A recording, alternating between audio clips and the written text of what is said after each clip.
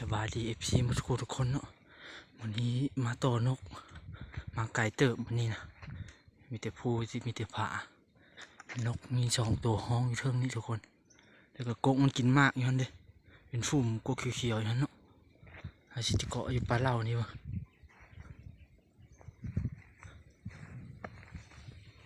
มากับทีมงานไปหาไข่มดแดงอยู่เอาเลย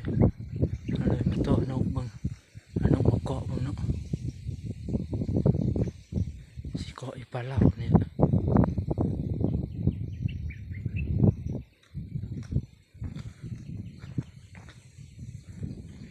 เกาะอีปลาเหล่านี่บ่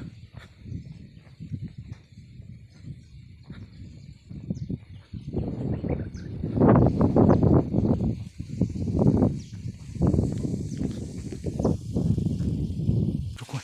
นกฮ้องอยู่ทางเทิงนี่นกฮ้องทางเทิงป่านี่เลยก็เกาะเลยไปลงไปก่อนนกมันฮ้องเลย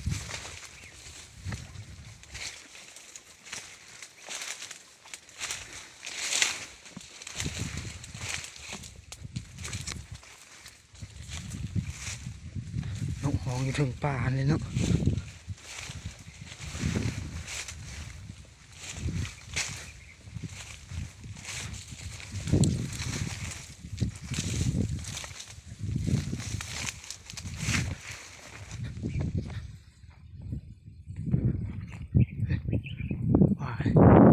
ห้องเชิง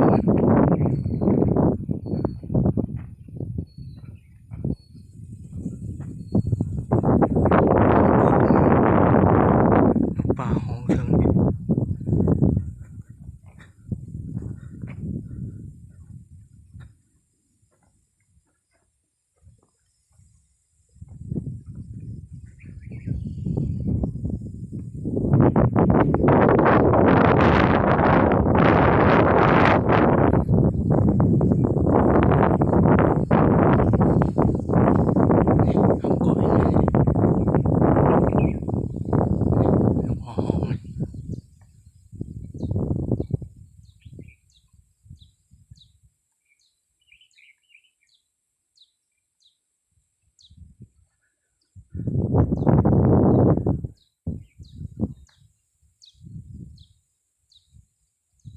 มี2 ตัวทุกคนอยู่ป่านี่มีนก2 ตัวเนี่ย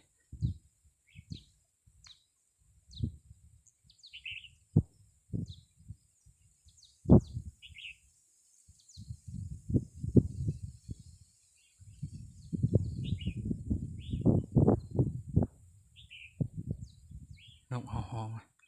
อยู่ทางนี้ก็มีจุกกงมาก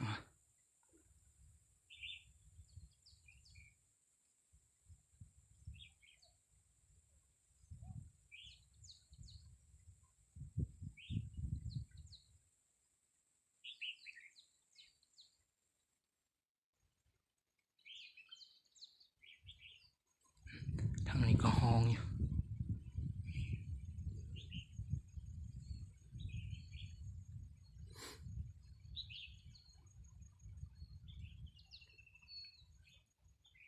เมื่อกี้อยู่ใน2 ตัวเนาะ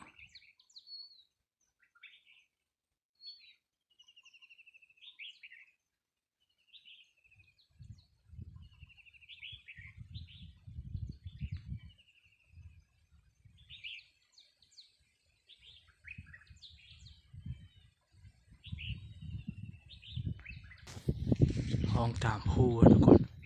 ทั่วเลยวันนี้ลมแห้งอยู่เนาะตามคู่ตามสามคู่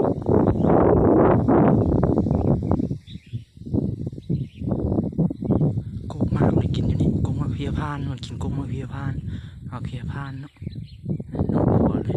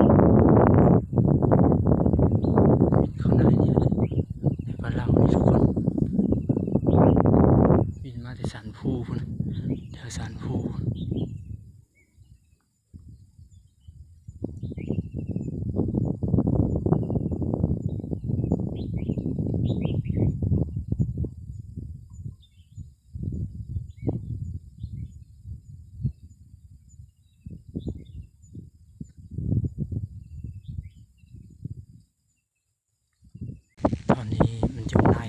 ประมาณ2 โตทุกคนแล้วก็จะกบคุณกบมากคุณอีกประมาณ4-5 โตนี่แหละตอนนี้ลมแห้งขนาดตอนก็นกเขาก็ต่ำๆเนาะนกมันลิ่นแถวเทิง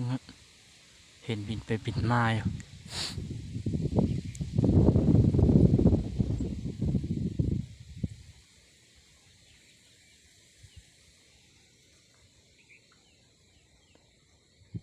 นกต่อยังอ่อยก็แวกอยู่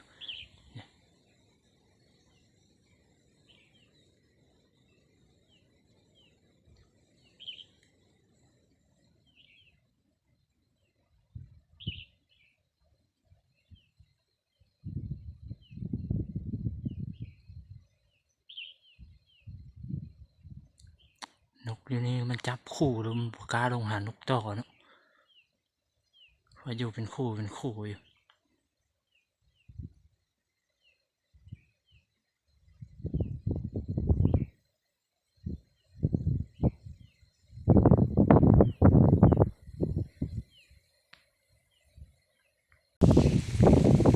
ุกคนตอนนี้นกเลี้ยงติดเลยแถวป่าต่ำๆมันกินหมากเพียพานนิดหน่อยเป็นหมากไม้ป่าพวกเขียวๆ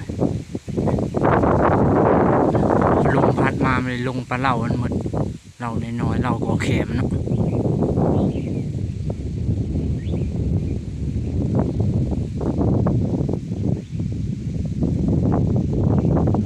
น้ำก็อยู่นี่มันกินมากแล้วก็ลงกินน้ำเนาะ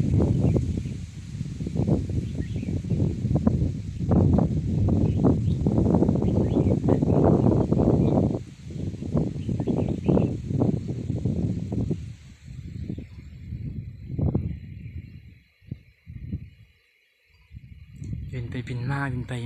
ยู่นกอ่ะโอ้ไปเกิดตุ่มต่อเนาะ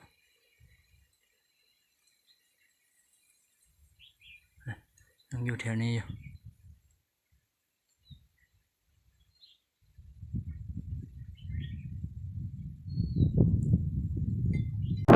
เงียบกริบเลยทุกคนตอนนี้จะมองไปไหนหมดเศร้าเย็นมากกว่าเพียงแล้วก็เห็นมันอยู่เทิงนี่เทิงเรานี่น้ำมันนี่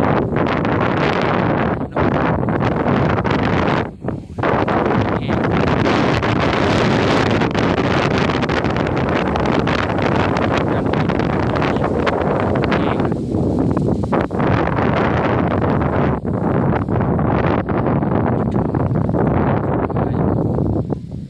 ขึ้นบินลง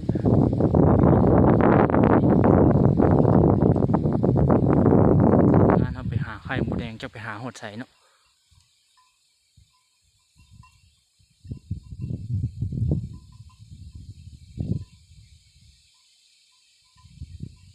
มาแล้วนะแม่หมดนี่เป็นน้ำพัดลมแห้งนะ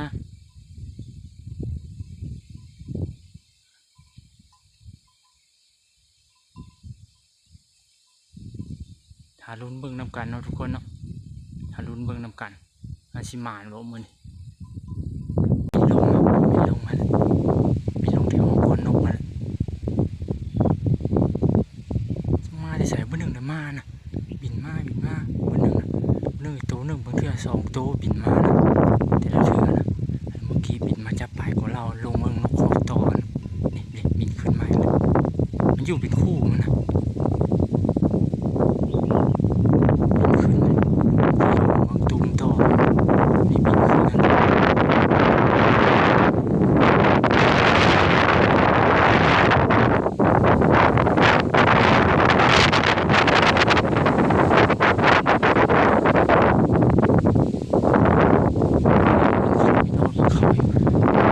ทุกคนมาเป็นคู่2 ตัว ช่วงนี้มันจับคู่เป็นหางเลย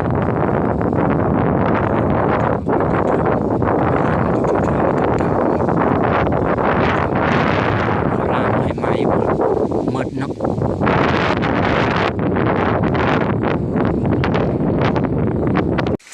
กูพะเนียดทุกคนเลย ลมแหงโคตรมัน นกมามันก็บุตูนนะนกมันมาเป็นคู่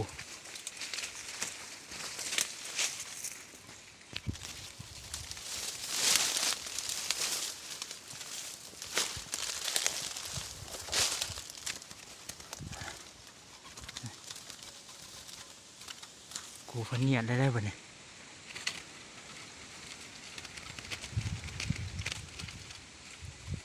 เนาะ